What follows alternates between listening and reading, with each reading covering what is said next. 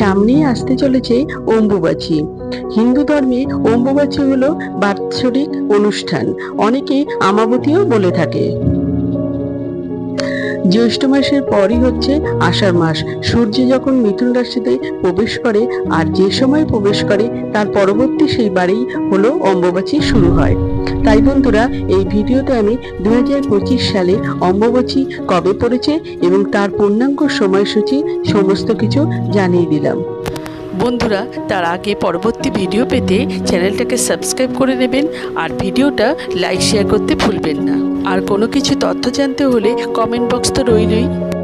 2025 সালে অম্বুবাচী শুরু হবে ইংরেজি 22শে জুন 2025 সাল, বাংলার 7ই আষাঢ় 1432 সাল রবিবার দুপুর 2:57 থেকে অম্বুবাচী শেষ হবে ইংরেজির 25শে জুন 2025 সাল, বাংলার 10ই আষাঢ় 1432 সাল বুধবার দুপুর 3:21 পর্যন্ত।